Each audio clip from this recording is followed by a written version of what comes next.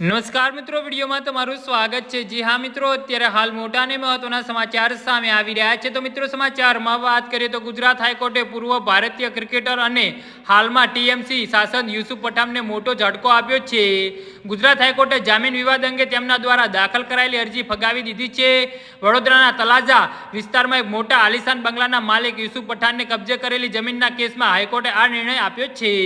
જી હા મિત્રો, અત્યારે હાલ મોટા અને મહત્વના સમાચાર સામે આવી રહ્યા છે, જેનો સ્પષ્ટ અર્થ એ છે કે યુસુફ પઠાણે કબજે કરેલી જમીન ખાલી કરવી પડશે। તમને જણાવી દઈએ કે ભાજપના ભૂતપૂર્વ કાઉન્સિલર વિજય પાવરે ભૂતપૂર્વ ક્રિકેટર પર આરોપ લગાવ્યો હતો કે વડોદરા મ્યુનિસિપલ કોર્પોરેશન 2012માં યુસુફ પઠાણને પ્લોટ આપવાનો નિર્ણય લીધો હતો અને આ દરખાસ્ત રાજ્ય સરકારને મોકલવામાં આવી હતી, પરંતુ રાજ્ય સરકારે 2014માં કોર્પોરેશનની ભલામણ રદ કરી હતી। આમ છતાં યુસુફ પઠાણે પ્લોટ પર કબજો કરી લીધો હતો અને તબેલા પણ બનાવ્યા હતા।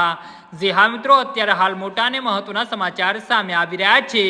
આ કેસમાં નગરપાલિકા દ્વારા અતિક્રમમાં દૂર કરવાની પ્રક્રિયા શરૂ થાય તે પહેલા જ યુસુફ પઠાણે ગુજરાતના હાઈકોર્ટમાં અરજી દાખલ કરી હતી, જેની સુનાવણી જસ્ટિસ મોનાબા ભટ્ટની કોર્ટમાં ચાલી રહી હતી। ત્યારબાદ કોર્ટે યુસુફ પઠાણની અરજીને ફગાવી દીધી હતી। જી હા મિત્રો, તો આના વિશે તમારું શું કહેવું છે તો નીચે મારી કમેન્ટ બોક્સમાં જરૂરથી જણાવજો અને અમારી યુટ્યુબ ચેનલને સબસ્ક્રાઇબ કરવાની ભૂલતા નહીં। વિડીયો પૂરો જોવા બદલ તમારો આભાર।